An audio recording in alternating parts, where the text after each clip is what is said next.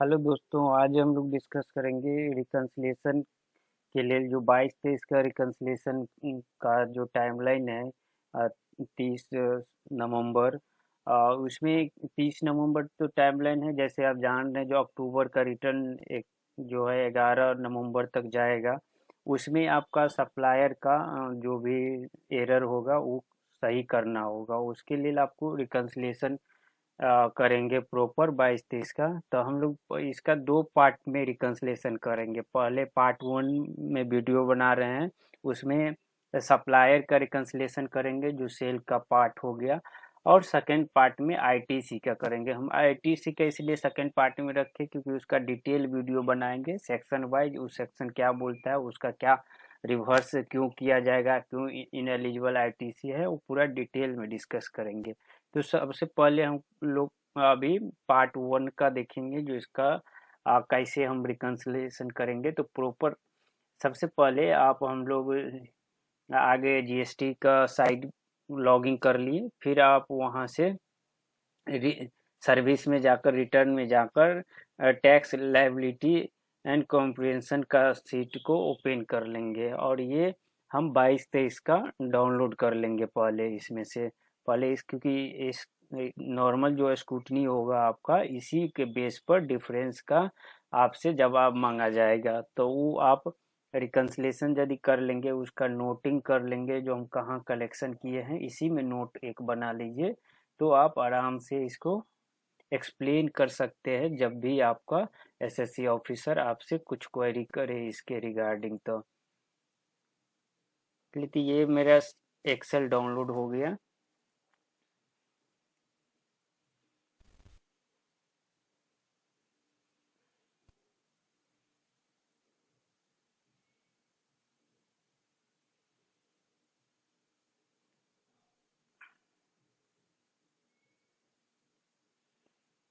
ये डाउनलोड हो गया। अब ये देखिए, इसका सबसे पहले जानेंगे कुछ इसमें टेक्निकल चीज। जैसे है ये आपका GSTR 1 और 3B। GSTR 1 3B मैं डाउनलोड कर लिया हूँ। इसमें देखिए ये 2B, इसका कुछ यहाँ डिफरेंस है। अब ये 3B और R1 का ये है, यहाँ डिफरेंस है। तो इसमें याद रखिए, जो कुछ पार्ट होता क्या, RCM आप पे किए 3B में अनरजिस्टर्ड पार्टी का, जो आपका GSTR 1 में ये नहीं रहा है। तो इसके कारण यहाँ पर इसका डिफरेंस होता है। तो इसके लिए हम लोग टैक्स लायबिलिटी का सीट है, इसमें जाएंगे, जिसमें आपका आरसीएम का पार्ट नहीं रहता है। आरसीएम के पार्ट नहीं रहने के कारण यहाँ आपका डिफरेंस नहीं फाइंड आउट हो रहा है। तो ये क्लियर है मेरा। GSTR 1 और 3B में फिनेंशियल ईयर 22-23 में डिफरेंस नहीं है। देखिए ये, इसको आप एक बार में चेक करने के लिए तो पोर्टल से डाउनलोड कर लिए, लेकिन सेकेंड थिंग आता है जो आपका बुक क्या बोल रहा है। बुक और GSTR 1 3B को भी क्लब करना पड़ता है। तो उसके लिए और उसी तरह ये जो मेरा आरसीएम का पार्ट है, आरसीएम का पार्ट इसमें उतना ही जो डिफरेंस था वो हमको दिख रहा है, जो मेरा ये आरसीएम का है। ठीक है। अब इनपुट वाला जो है उसको हम लोग सेकेंड चीज में डिस्कस करेंगे। तो अब सबसे पहले अब R1 यहाँ से हम एक एक्सेल सीट बनाए हैं, जो हम प्रॉपर इसका रिकन्सिलेशन करेंगे। तो इस एक्सेल सीट में सबसे पहले देखिए, स्टेप बाय स्टेप ये प्रॉपर रिकन्सिलेशन कर लेंगे ना। जब वैसे तो मार्केट में बहुत सारा सॉफ्टवेयर है जो रिकन्सिलेशन करके देता है, लेकिन एक चीज याद रखिए, कोई भी सॉफ्टवेयर आपको रिकन्सिलेशन नहीं करके देगा, बल्कि आपको वर्किंग करना ही पड़ेगा। और जीएसटी में सबसे टफ पार्ट है रिकन्सिलेशन, और वही माइन पार्ट भी है समझिए। तो बाकी कुछ भी नहीं है, सब हवा हवा ही है। तो हम इसका GSTR 1 ये एक फॉर्मेट डिजाइन किए, जिसमें आपका स्लैब जीएसटी का डाल दिए, जो क्या है इसमें उसका आप मंथ वाइज टैक्सेबल वैल्यू डालेंगे। अब इसमें देखिए, टैक्सेबल वैल्यू डालेंगे तो टैक्स ऑटोमेटिक कर लेगा। ये साल का एंड में भी एक समराइज में हम लोग कोई भी सॉफ्टवेयर जो भी यूज करते हैं अकाउंटिंग सॉफ्टवेयर से डाल सकते हैं। है, लेकिन मंथली डालने के ना जिस मंथ में एरर है प्रॉपर आपको उसी मंथ में काम करना पड़ेगा। तो ये अप्रैल टू मार्च हम सारा बुक कर लिए हैं रेट वाइज। जो अब में आपका ये मेरा टर्नओवर है, हम अपना टैली से देख लिए, जो मेरा ये दिख रहा था ये 29 पैसा का डिफरेंस है। तो हम 29 पैसा ये 59 पैसा का है, तो इसको हम इग्नोर कर दिए। इग्नोर कर दिए। ये टैक्स पोर्शन भी आप अपना बैलेंस शीट से ड्यूटी एंड टैक्सेस से देखेंगे, जो मेरा टैक्स लायबिलिटी इतना ही होना चाहिए, थोड़ा बहुत आएगा तो फिर इग्नोर करिए। यदि पैसा में है, यदि और उससे ज़्यादा है तो उसका टैक्स पे कर दिए। अब आप पूरे साल का 3B डाउनलोड कर लेंगे पोर्टल से, और ये जो इसका आउटवर्ड टैक्सेबल सप्लाई है, फिर आपका जीरो रेट है, नील रेट एग्जाम्प्ट है, और नॉन जीएसटी है। यही तो 4 कॉलम आता है आउटवर्ड में। अब ये 3B में जो डाले हैं सेम उसी को कॉपी पेस्ट कर दीजिए पूरे। मैं भी ऐसा ही किया है, सारा को कॉपी पेस्ट कर दिया। अब ये कॉपी पेस्ट करने के बाद आपका जो वेरिएंस होगा GSTR वो 3B और बुक में तो आपको दिख जाएगा। देखिए ये सब पैसा में है, मैं इग्नोर कर दिया। अब इसमें एक कहानी ये भी है, जो 21-22 का भी कुछ एरर होगा, जो आप 22-23 में करेक्शन किए होंगे तो उसका भी डिफरेंस आएगा। तो उस चीज को आप नोट डाउन कर लीजिए, जो नहीं भाई ये जैसे मेरे केस में ये 8,994 रुपया का डिफरेंस है, ये मेरा 21-22 का कलेक्शन था जो 22-23 में किए थे। तो उस तरह से आपका भी होगा, और मेरा 22-23 में कोई डिफरेंस नहीं है। उसी तरह अब ये बुक वर्जन हम 3B को ये निकाल लिए, जो मेरा कहाँ डिफरेंस कर रहा है।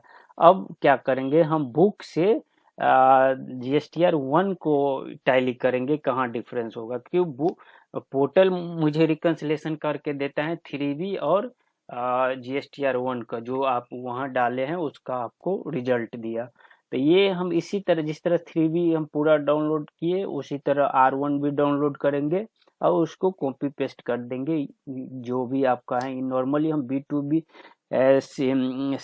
B2C और CDNR डाले हैं।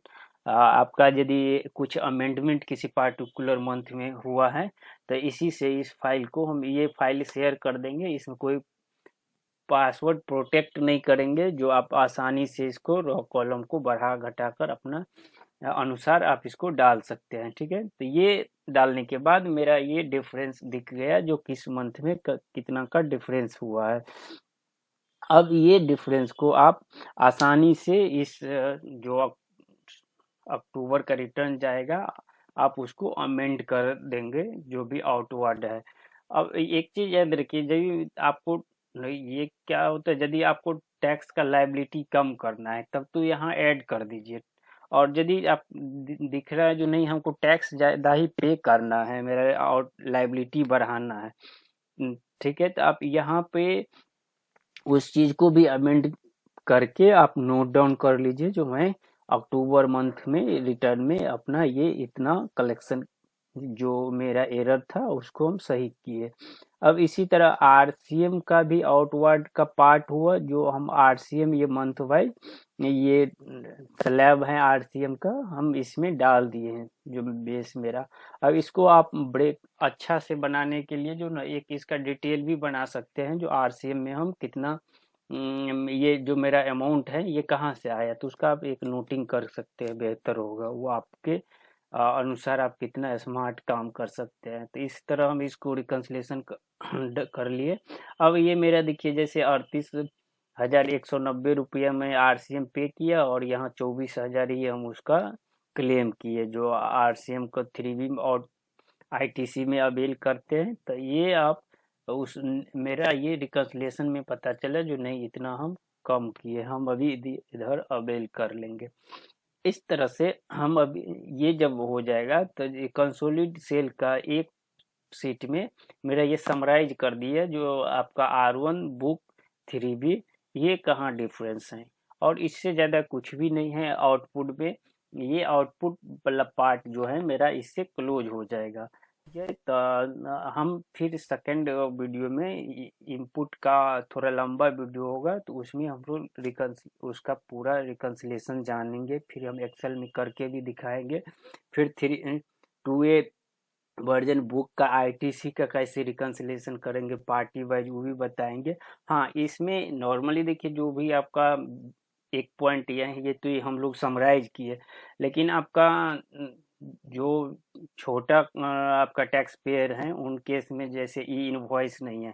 ई इनवॉइस में तो पार्टी वाइज आप जो एक्चुअल पार्टी होगा उसको ही आप ई इनवॉइस किए होंगे, उसी से आप रिटर्न फाइल किए होंगे।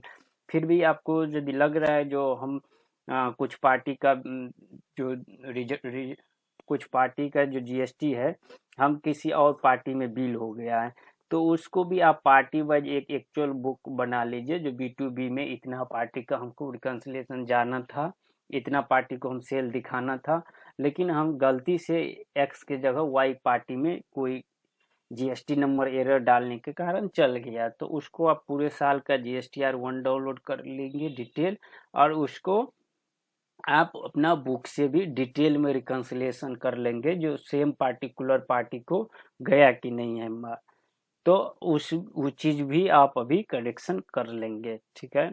अब इस तरह से हम लोग आउटपुट का पार्ट जो है सेल का, वो सप्लाई का, वो मेरा क्लियर हो जाएगा। हम सेकेंड वीडियो में जानेंगे आईटीसी का पार्ट 2 में। ठीक है। Thank you for watching. Bye bye.